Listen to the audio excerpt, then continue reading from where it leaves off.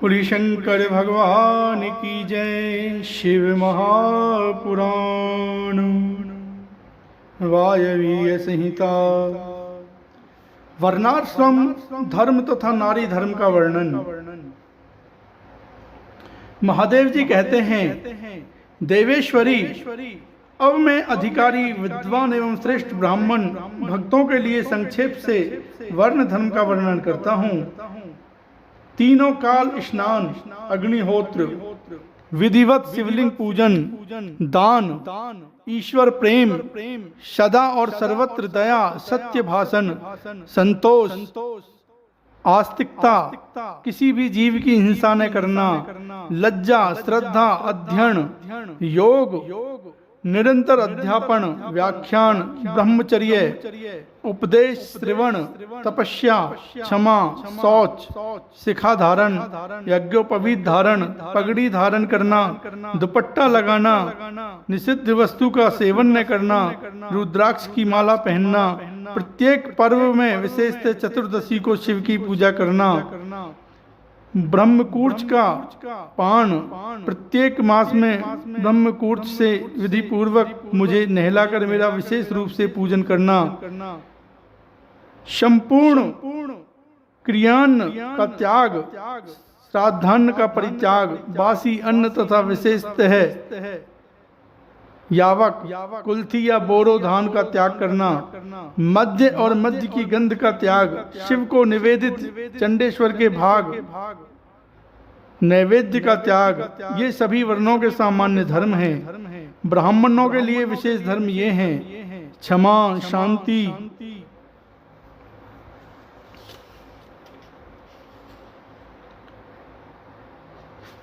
संतोष, सत्य, अस्तेय, चोरी न करना, ब्रह्मचर्य, शिव ज्ञान, वैराग्य, भस्म सेवन और सब प्रकार की आसक्तियों से निवृत्ति, इन 10 धर्मों को ब्राह्मणों का विशेष धर्म कहा गया है।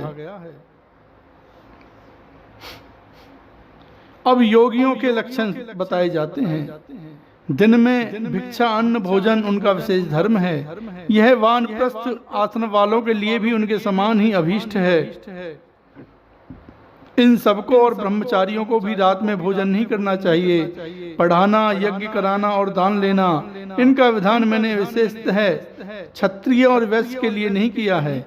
मेरे आश्रय में रहने वाले राजाओं, क्षत्रियों के लिए थोड़े में धर्म का संग्रह इस प्रकार है: सब वर्णों की रक्षा करना, युद्ध में शत्रुओं का वध, दुष्ट पक्षियों, मृगों तथा दुराचारी मनुष्यों का दमन करना, सब लोगों पर विश्वास न करना, केवल शिव योगियों पर ही विश्वास रखना, ऋतु काल में ही स्त्री संसर्ग करना, सेना का संरक्षण, गुप्तचर भेजकर लोक में घटित होने वाले समाचारों को जानना, सदा अस्त्र धारण करना तथा भस्म में कंचुक धारण करना, गोरक्षा, वाणिज्य और कृषि, ये वैश्य के धर्म बताए गए हैं। शूद्रेतर वर्णों, ब्राह्मण, क्षत्रिय और वैश्यों की सेवा शूद्र का धर्म कहा गया है। बाग लगाना, मेरे तीर्थों की यात्रा करना तथा अपनी धर्म पत्नी के साथ ही समागम करना गृहस्थ के लिए विहित धर्म है। वनवासियों, यतियों और ब्रह्मचारियों के लिए ब्रह्मचर्य का पालन मुख्य धर्म है।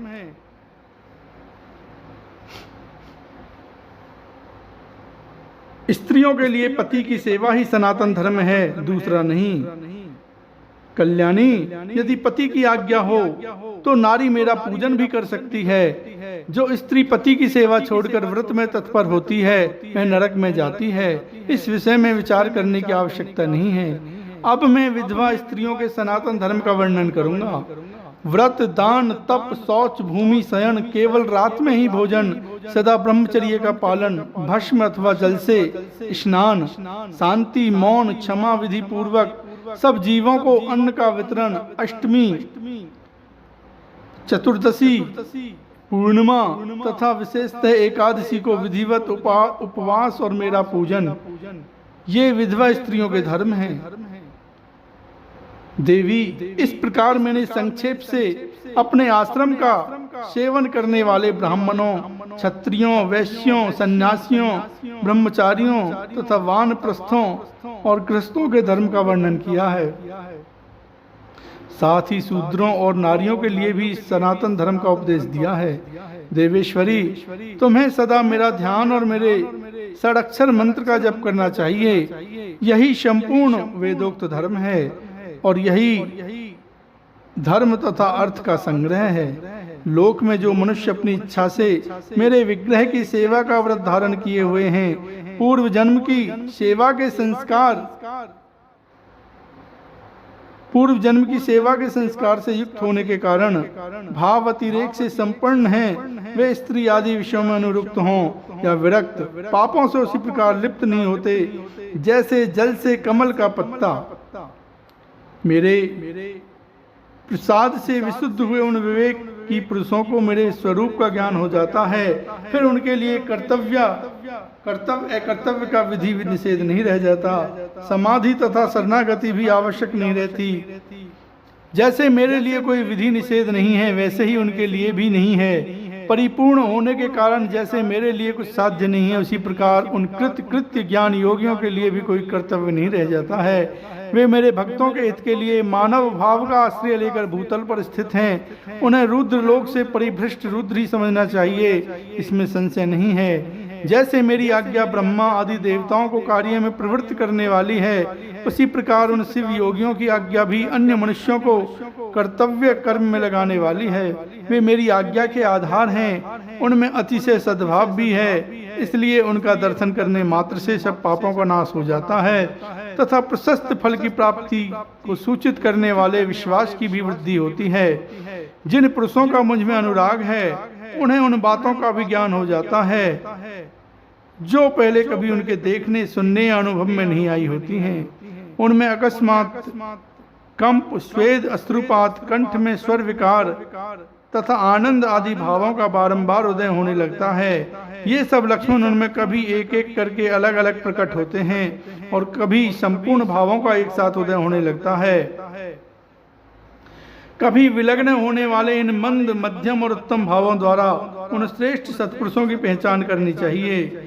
जैसे जब लोहा आग में तपकर लाल हो जाता है, तब केवल लोहा नहीं रह जाता, उसी तरह मेरा सानिध्य प्राप्त होने से वे केवल मनुष्य नहीं रह जाते, मेरा स्वरूप हो जाते हैं। हाथ पैर आदि के साधर्म से मानव शरीर धारण करने पर भी वे वास्तव में रुद्र हैं। उन्हें प्राकृत मनुष्य समझकर विद्वान पुरुष उनकी अवहेलना नहीं करे। जो मूढ़ चित्त मानव उनके प्रति अवहेलना करते हैं, वे अपनी आयु, लक्ष्मी, कुल और शील को त्याग कर नरक में गिरते हैं। अथवा बहुत कहने से क्या लाभ, जिस किसी भी उपाय से मुझ में चित्त लगाना कल्याण की प्राप्ति का एकमात्र साधन है। उपमन्यु कहते हैं, इस प्रकार परमात्मा श्री कंठनाथ शिव ने तीनों लोकों के हित के लिए ज्ञान के सारभूत अर्थ का संग्रह प्रकट किया है। संपूर्ण वेद, शास्त्र, इतिहास, पुराण और विद्याएं इस विज्ञान संग्रह की ही विस्तृत व्याख्याएं हैं। ज्ञान, ज्ञेय, अनुष्ठेय, अधिकार, साधन और साध्य, इन 6 अर्थों का ही यह संक्षिप्त संग्रह बताया गया है। श्री कृष्ण जो शिव और शिवा संबंधी ज्ञान अमृत से तृप्त हैं और उनकी भक्ति से संपन्न हैं, उसके लिए बाहर भीतर कुछ भी कर्तव्य शेष नहीं है। इसलिए क्रम से बाह्य और आभ्यंतर कर्म को त्याग कर ज्ञान से ज्ञेय का साक्षात करके फिर उस साधनभूत ज्ञान को भी त्याग दे। यदि चित्त शिव में एकाग्र नहीं है तो कर्म करने से भी क्या लाभ, और यदि चित्त एकाग्र ही है तो कर्म करने की भी क्या आवश्यकता है। अतः बाहर और भीतर के कर्म करके या न करके जिस किसी भी उपाय से भगवान शिव में चित्त लगाए, जिनका चित्त भगवान शिव में